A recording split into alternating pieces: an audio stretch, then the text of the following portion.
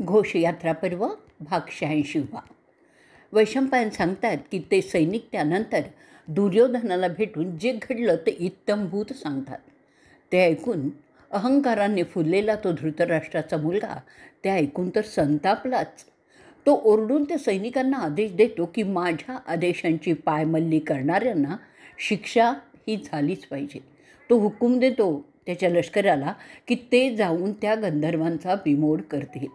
त्याच्या त्या आदेशाप्रमाणे त्याचे हजारोंच्या संख्येने उपस्थित असलेलं सैन्य युद्धाच्या तयारीला लागतं आणि पूर्ण तयारीने ते त्या गंधर्वाच्या जागेला असलेल्या द्वाराबाहेर त्यांना आव्हान देण्यासाठी उभे राहतात. मोठ्या संख्येने ते कुरूंचं सैन्य त्या गंधर्वांच्या छावणीवर हल्ला करतात. गंधर्व त्यांना विरोधच करतात. ते कौरवांचं सैन्य आणि त्यांचा राजा नीटपणे सांगूनही ऐकत नाहीत.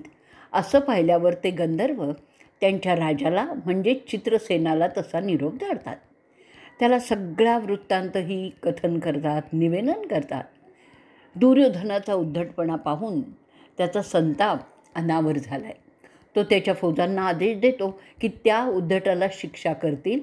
ते झाल्यावर सगळे प्रभावी गंधर्व आपापली आयुधं घेऊन कौरवांच्या सैन्यावर तुटून पडली.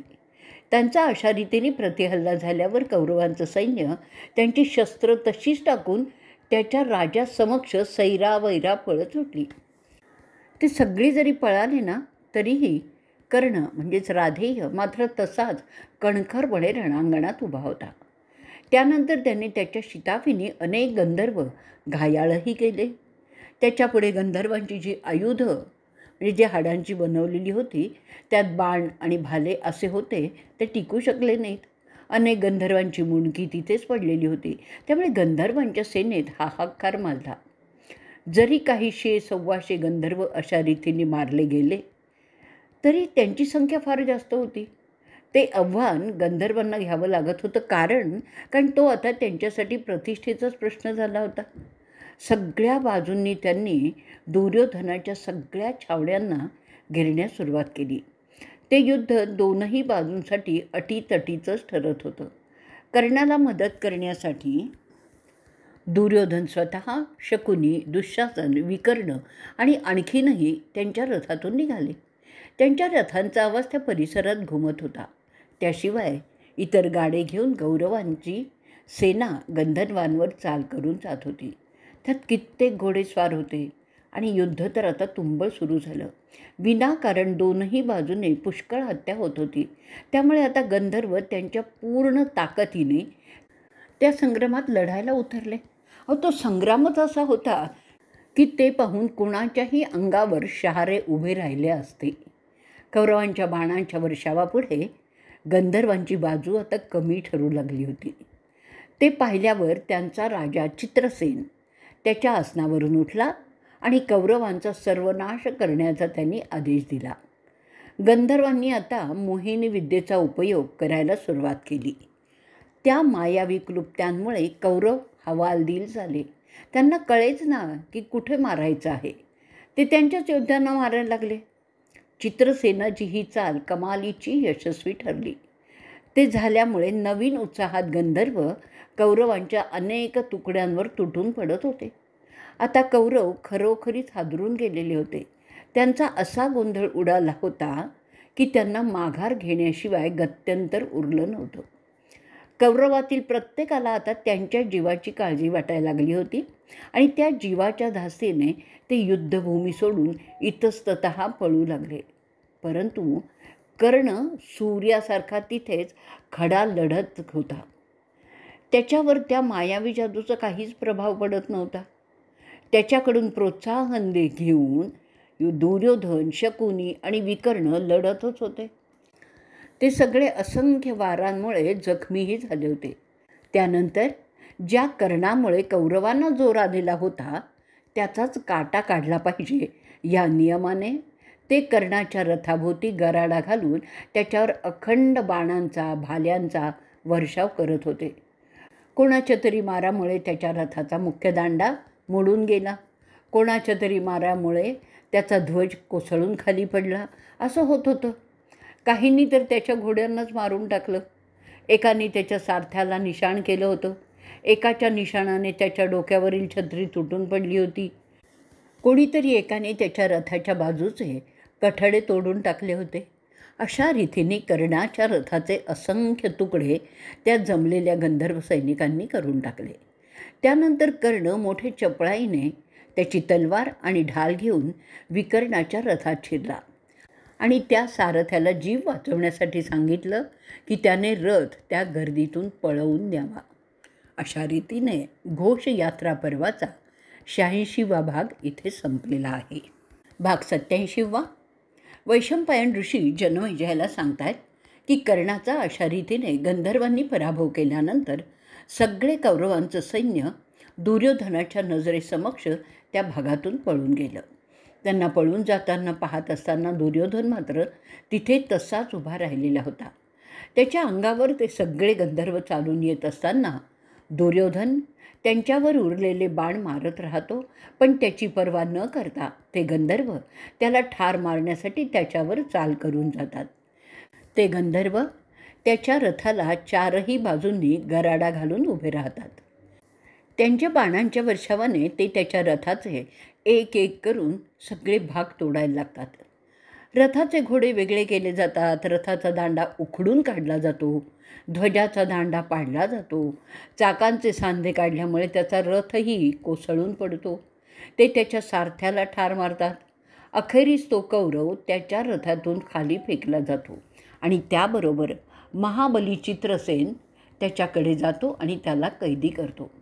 त्यानंतर ते गंधर्व दुःशासनाला ताब्यात घेतात, जो त्याच्या रथात बसून होता. त्यानंतर ते गंधर्व इतरही कौरवांना अटक करतात. त्यात प्रामुख्याने विविंसती, धृत्रसेन, विंद, अनुविंद हे होते. त्याशिवाय ते गंधर्व त्या राजघराण्याच्या सगळ्या तिथे उपस्थित असलेल्या महिलांना अटक करतात. ते होत असतानाच कौरवांचे जे सैनिक तिथे होते ते त्यांची अटक टाळण्यासाठी आधी पळून गेलेल्या सैनिकांच्या मागोमाग पलायन करतात. ते सगळे पळून गेलेले सैनिक जवळच असलेल्या पांडवांच्या छावणीकडे धावत जातात आणि पांडवांना जे घडलं त्याचा सगळा वृत्तांत सांगतात. गंधर्व मात्र माणसांना अटक केल्यानंतर जे सामान, घोडे, हत्ती वगैरे तिथे कौरवांचं होतं ते पांडवांच्या हवाली करतात. ते सैनिक युधिष्ठिराला सांगतात की त्यांचा राजा दुर्योधन आणि त्याचे कुटुंबीय गंधर्वांनी अटक करून ते त्यांना घेऊन जात आहेत. ते सैनिक सांगतात की सगळेच कौरव, ज्याच्यात दुर्योधन, दुःशासन, दुर्विशस, दुर्मुख, दुर्जय असे सगळेच आहेत, त्यांना साखळ्यांनी बांधून ते घेऊन जात आहेत. त्यात त्यांच्या कुरुघराण्याच्या स्त्रियासुद्धा कैद झालेल्या आहेत. ते दुर्योधनाचे सैनिक जोरजोराने ओरडत रडत असतात. त्यांना पांडवांनी मदत करावी असं ते त्यांना विनंती करत असतात. ते ऐकून भीम त्या प्रौढ सैनिकांचा ऐकतो आणि युधिष्ठिरांकडे जातो. तिथे युधिष्ठिर त्याचं ऐकतो आणि ते सांगतात, आम्ही आमच्या सगळ्या सैन्यानिशी घोडे, हत्ती आणि अनुभवी योद्धे असूनही गंधर्वांनी त्यांच्या मायावी विद्येने आमच्या फौजांचा धुव्वा उडवला. ते मान्य करतात की त्यांच्या राजाला खोट्या सल्लागारांच्या ऐकण्याची सवय आहे, त्याचा हा सगळा परिणाम आहे. पुढे ते हेही सांगतात की ते सल्ला देणारे तर पळून गेले आणि आमचा राजा गंधर्वांच्या अटकेत गेला. आता त्याचं आणि त्याच्या कुटुंबियांचं काय होणार आहे ते काही समजत नाही आहे, कारण गंधर्व राजा चित्रसेन त्याला आव्हान दिल्यामुळे फारच संतापलेला आहे. तो सूड उगवणारच आमच्या राजावर हे मात्र निश्चितच आहे.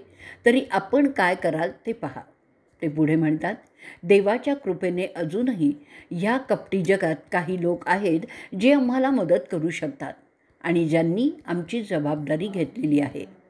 ते ऐकल्यावर भीम त्यांना ऐकवतो की तो नीच माणूस इथे आला आम्हाला पाहण्यासाठी. स्वतःचं समृद्ध जीवन आम्हाला दाखवून खिजवण्याचाच फक्त त्याचा उद्देश होता.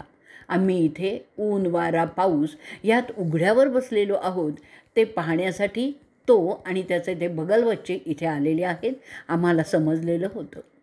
त्या नराधमाला त्याच्या बायकांना दाखवायचं होतं की आमची द्रौपदी कशी हाल अपेष्टा सहन करत जगत आहे. त्यांना नियतीने चांगलाच धडा शिकवलेला आहे.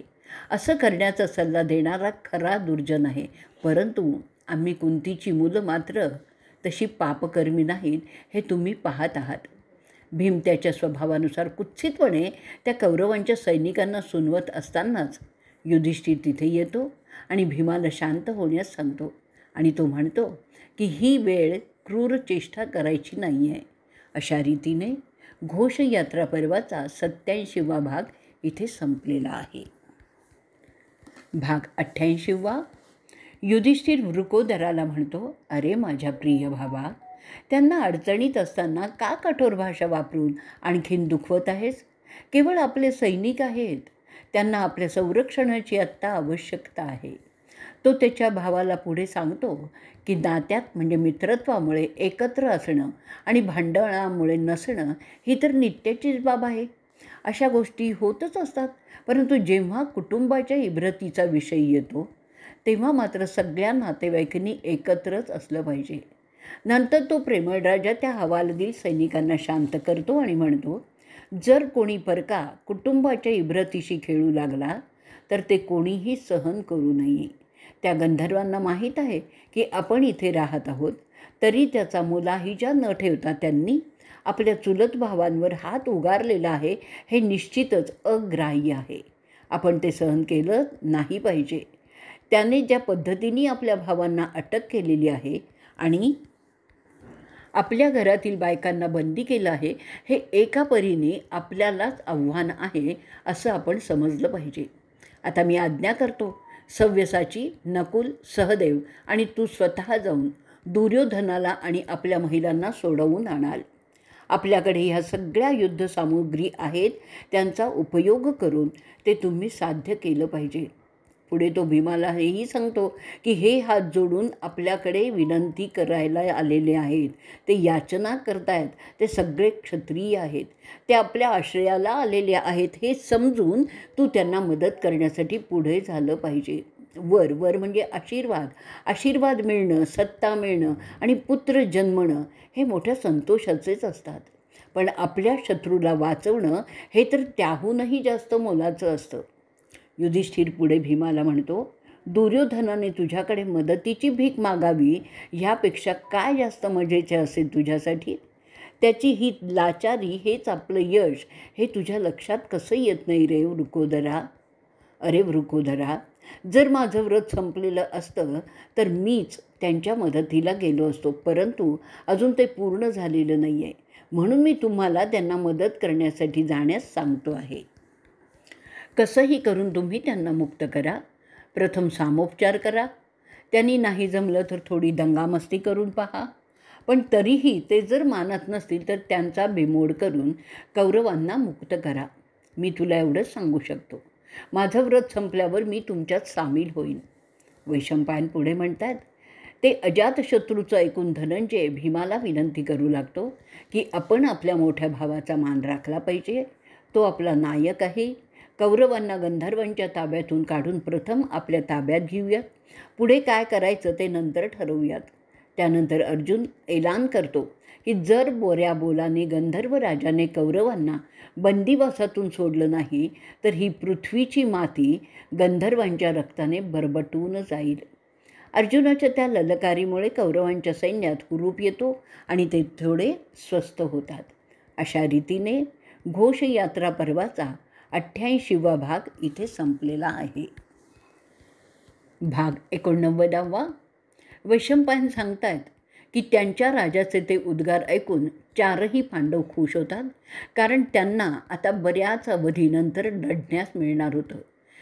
त्यांचे क्षात्रतेज त्यांच्या चेहऱ्यावर चमकू लागतं. त्यानंतर ते महाबली योद्धे युद्धाच्या कामाची तयारी करू लागतात. अंगावर चिलखतं चढवतात, त्यांची दैवी शस्त्र आणि आयुधं गोळा करतात. पूर्ण तयारीने ते पांडव त्यांच्याकडे आलेल्या रथात चढतात आणि मोहिमेला निघतात. त्यांच्या रथावर त्यांचे ध्वजही फडकू लागतात. ते साक्षात सूर्यासारखे तेजस्वी दिसत होते. अशा तयारीने ते गंधर्व जिथे होते तिथे जातात. पांडव युद्धासाठी निघाले हे समजतात कौरवांच्या लष्करात तर तुफान जोर चढतो आणि ते मोठ्यांदा ललकाऱ्यात यायला लागतात. ते स्वर्गीय युद्ध विजयाच्या दिमाखात असताना त्यांच्यापुढे पांडव येऊन उभे राहिलेले आहेत. गंधर्व पाहतात की 4 पांडव त्यांच्या रथातून त्यांच्याकडेच वेगाने येत आहेत. ते गंधमादनचे रहिवासी पांडवांचा इरादा समजतात आणि उलटवार करण्याच्या तयारीने सज्जही होतात.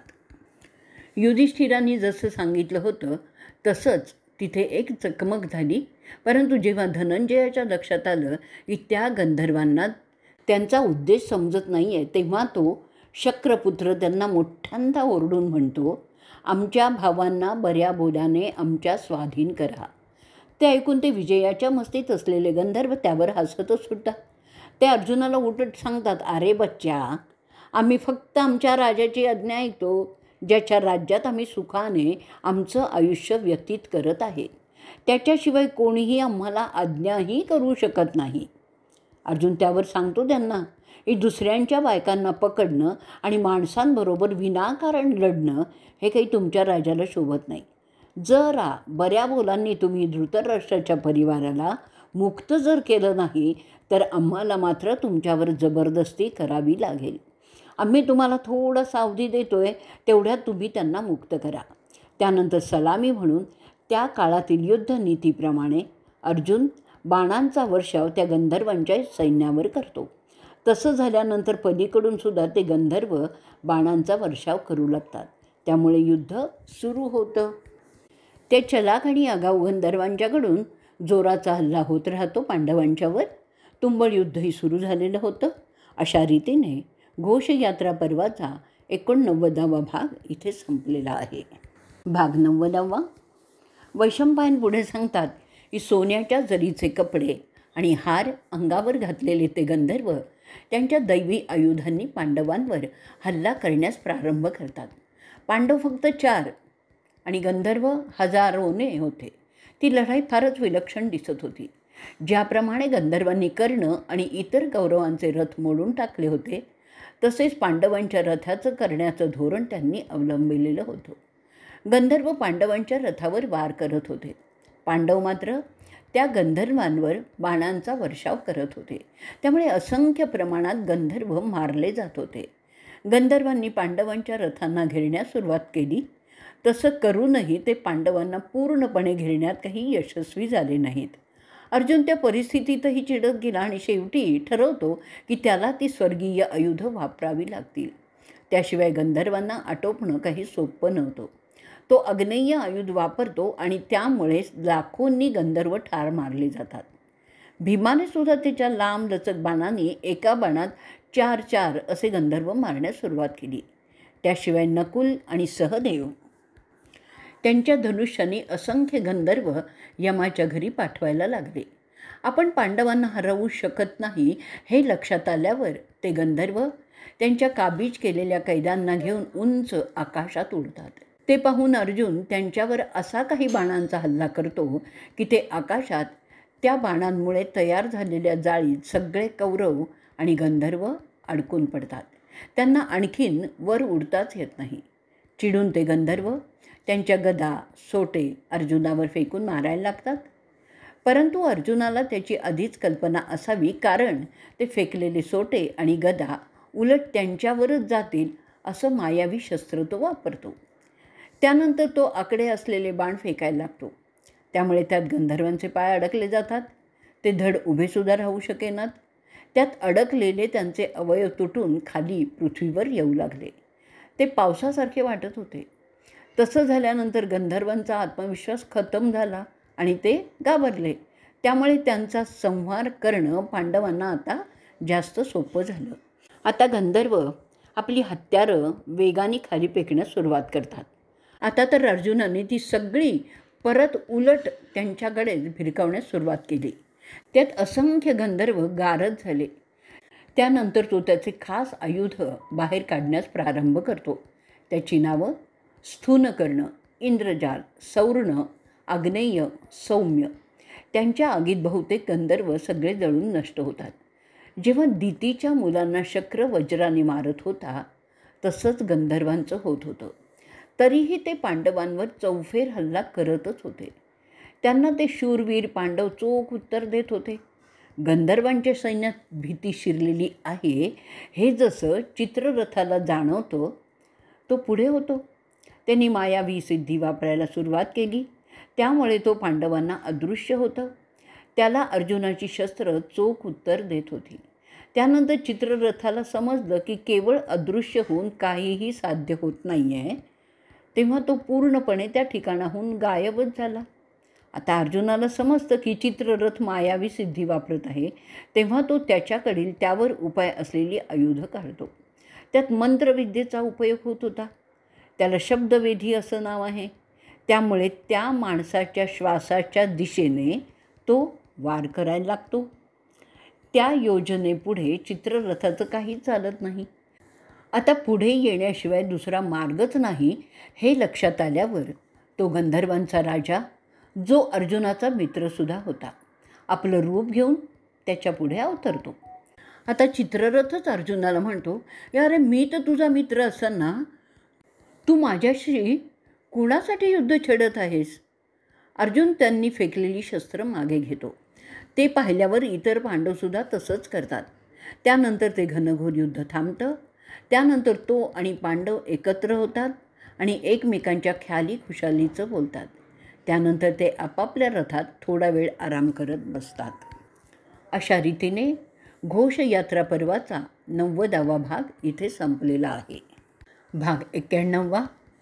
वैशंपायन पुढे सांगतात, तो प्रश्न ऐकल्यानंतर तो महापराक्रमी धनुर्धारी धनंजय त्याच्याकडे स्मितहास्य करत त्या गंधर्व राजाला म्हणतो, मला सांगा अहो सामर्थ्यवान गंधर्व राजा, त्या कौरवांना शिक्षा करून तुम्हाला काय मिळवायचं होतं? त्यावर अर्जुनाचा तो सच्चा मित्र त्याला उत्तर देतो, माझ्या घरात बसलेलो असताना मला त्या हलकट दुर्योधनाचे आणि त्याच्या चांडाळ चौकटीचे भेद समजत होते. ते तिथे कोणत्या पापबुद्धीने ह्या वळणावर आलेले आहेत त्यामागील उद्देश मला चांगलाच समजलेला होता. तुम्हाला त्रासात पाहण्याचा, त्यातून आसुरी आनंद घेण्याचा त्यांचा विचार मला अजिबात आवडला नाही. ते इथे तुम्हाला आणि तुमच्या पत्नीला चिडवण्यासाठीच आलेले होते. पशुव्यवस्था पाहण्याचा फक्त बहाणा होता. तेवढं बोलल्यानंतर तो गंधर्व राजा त्याच्या सेवकांना सांगतो की त्या साखळ दंडाने कैदी केलेल्या दुर्योधनाला आणि त्याच्या सल्लागाराला त्याच्या समोर आणावं. त्यावर तो गंधर्व राजा त्याच्या गंधर्व सैनिकांना आदेश देतो की हे पांडव आपले मित्र आहेत, म्हणून त्यांचं संरक्षण करणं आपलं मित्र म्हणून एक जबाबदारी आहे, ते ध्यानात ठेवा. पुढे चित्रसेन अर्जुनाला सांगतो, त्यानंतर मी माझ्या सैन्याबरोबर इथे डेरा टाकला. कौरव कसे येतात त्या सरोवराकडे त्याची वाट पाहत बसलो. मी आलो तेव्हा तो नीच दुर्योधन आधीच जेरबंद झाला होता. आता मी त्या सगळ्या हरामखोरांना घेऊन जात आहे, परंतु तू काही वेगळं सांगत असेल तर ते सांग. अर्जुन त्याच्या मित्राला म्हणतो, अरे मित्रा चित्रसेना, जर तू मला पाहिजे तसं करण्यास राजी असेल तर एक गोष्ट कर, त्या दुर्योधनाला आमच्या सुपूर्द कर. त्याला माझ्या भावाच्या समोर उभं करायचं आहे. तो आमचा बंधू आहे, तेव्हा त्याचा निवाडा आम्ही करावा असं वाटतं. ते अर्जुनाचं ऐकल्यानंतर गंधर्व राजा त्याला सावधगिरीच्या उद्देशाने सांगतो, अरे हा एकदम नीच आहे. त्याच्या शब्दावर विश्वास कराल ना तर पुन्हा नव्या अडचणीत याल. त्यांनी युधिष्ठिराला आणि तुमच्या पत्नीला धोका दिलेलाच आहे. तुझ्या मोठ्या भावाला ह्याच्या इथे येण्यामागील उद्देश माहिती नाही आहे. तो भोळसट आहे. हा त्याला पुन्हा फसवेल आणि पुन्हा तुम्ही त्याचंच ऐकतात म्हणून पुन्हा तुम्ही संकटात जाल. मला आता ते होऊ नये असं वाटतं आहे, म्हणून प्रथम त्याला ह्याचे इरादे समजू देत आणि मग त्याला काय करायचं आहे ते करू देत. वैशंपायन पुढे सांगतायत की त्यानंतर ते सगळे युधिष्ठिराकडे त्या कैद्याला आणि त्याच्या सल्लागाराला घेऊन जातात. तिथे गेल्यावर ते युधिष्ठिराला दुर्योधनाच्या सगळ्या उद्देशाचं कथन करतात. ते ऐकल्यानंतर युधिष्ठिर त्या सगळ्या कौरवांना आणि त्यांच्या बायकांना तसंच नोकरांना बंधनातून मुक्त करतो आणि गंधर्व राजाकडे पाहून त्याचे आभार मानतो की त्याच्यासारखा हितदृष्टी असलेला स्नेही पांडवांच्याकडे आहे. त्याचा त्या सगळ्या पांडवांना अभिमानच आहे. या लोकांना न मारता आमच्याकडे सुपूर्द केलं त्याबद्दल तो त्यांचे पुन्हा पुन्हा आभार मानतो. त्यानंतर कौरवांच्याकडे आणि त्यांच्या बायकांकडे पाहत युधिष्ठिर त्यांना म्हणतो की ह्या सगळ्यांना जिवंत आहेत हे पाहून त्याला आणि तसंच सगळ्या पांडवांना खूप समाधान वाटतं आहे. जर माझे भाऊ तुम्हाला सोडवण्यासाठी गेले नसते तर गंधर्वांनी तुम्हाला मारून टाकलं असतं. आता तुम्ही सुरक्षित आहात, तेवढ्यातच आपल्या घरी जा, असं तो कौरवांना सांगतो. त्यानंतर गंधर्व आणि त्यांचा राजा तिथून निघून जातात. तिथे इंद्र येतो आणि अमृताचे थेंब त्या मेलेल्या गंधर्वांवर शिंपडतो. त्यामुळे ते मेलेले गंधर्व उठून बसतात. पांडव गंधर्वांशी यशस्वी लढत दिल्याच्या आनंदात सूर्यासारखे चमकायला लागतात. काळवंडलेल्या चेहऱ्याने दुर्योधन युधिष्ठिरापुढे हात जोडून उभा असतो. त्याला उद्देशून तो प्रेमळ राजा त्याला सांगतो की तो पुन्हा अशी हरकत करणार नाही. अशा कृत्याने कधीही चिरकाल टिकेल असा संतोषही मिळत नाही. आता तू तुझ्या परिवारासह तुझ्या घरी जा. वैशंपायन पुढे सांगतात की अशा रीतीने दुर्योधनाला मुक्त केल्यानंतर दुर्योधन त्याला लावून नमस्कार करतो आणि त्याची रजा मागतो. त्याच्या तोंडावर शर्मिंदेपणा स्पष्ट दिसत होता. त्याच्या हृदयात कमालीची कालवा होत होती. त्याचा अहंकार पूर्णतया चुरडला गेला होता. तो आणि त्याचे लोक अंगात त्राण नाहीत असं मृतवत आपल्या ठिकाणी निघतात. ते सगळे गेल्यावर युधिष्ठिराच्या ठिकाणी ब्राह्मण त्यांची स्तुती करतात, त्यांच्या औदार्याचं कौतुक करत राहतात. पांडव मोठ्या खुशीने उर्वरित जीवन जगत राहतात. अशा रीतीने घोषयात्रा पर्वाचा 91वा भाग इथे संपलेला आहे. भाग 92. जनमेजय वैशंपायनांना विचारतो की दुर्योधनाचं गंधर्वांच्याकडून हरणं आणि कैद होणं, त्यानंतर पांडवांच्या कृपेमुळे त्याचं मुक्त होणं आणि ते सगळे त्याच्या नोकर चाकरांसमक्ष होणं, त्याच्या बायकांच्या समक्ष होणं, हे सगळंच त्या मानी आणि अहंकारी, उर्मट, गर्विष्ठ, हट्टी कौरवाला असह्य झालं होतं. त्याला तोंड दाखवायला सुद्धा जागा राहिली नसेल. अशा परिस्थितीत तो हस्तिनापूरला कसा गेला ते मला ऐकायचं आहे. वैशंपायन सांगायला लागतात, युधिष्ठिरांनी मोठ्या मनाने त्याला गंधर्वांच्याकडून जिंकल्यानंतरसुद्धा काहीही अपेक्षा न ठेवता सोडून दिलं. त्यामुळे त्याच्याच माणसांच्या पुढे त्याची प्रचंड नाचक्की झाली होती. तो खाली मान घालून त्याच्या राजधानीत प्रवेश करतो. घमेंड करावी असं काही त्याच्याकडे उरलेलंच नव्हतं. एकटाच पूर्ण निराश असा तो त्याच्या राजधानीकडे निघाला होता. त्याच्याबरोबर त्याचे चौपदरी सैन्यसुद्धा त्याच मनस्थितीत होते. परंतु त्या सैनिकांच्या आणि त्या बायकांच्या मनात मात्र पांडवांच्याबद्दल अतीव आदर, सन्मान उत्पन्न झाला होता. वाटेत मोकळा प्रदेश होता. तो पाहत विषण्ण मनाने तो प्रवास करीत होता. एका जागी ते थांबतात तेव्हा सकाळच्या प्रहरी त्याचा दोस्त आणि सल्लागार कर्ण त्याच्याजवळ येतो. तो गांधारीच्या मुलांना म्हणतो, नशिबामुळे आपण सगळे जीवानिशी वाचलो. केवळ सुदैवामुळे आपण पुन्हा भेटत आहोत. तू तुझ्या सैन्यानिशी त्या मायावी गंधर्वांना हरवून जिंकून आलास. त्या शत्रूंचा फडशा पाडलास. तू आणि तुझा परिवार तुमच्या साधनसामुग्रीसहित सुरक्षित आहात. माझ्या बाबतीत सांगायचं म्हणजे गंधर्वांच्या मारामुळे मला तुझ्या नजरेसमोरून पळून जावं लागलं. त्यांच्या असंख्य बाणांमुळे माझं शरीर छिन्न भिन्न झालेलं होतं, ते तू पाहिलंच असशील. शत्रूच्या मारापासून मला पळून जावं लागलं, परंतु मला आश्चर्य वाटतं की तुम्ही असे कसे सुटलात त्याच्या सावडीतून. तुमचं सामान सुमान, बायका, पोरं, नोकर, चाकर सगळेच असे सुरक्षितपणे कसे आला.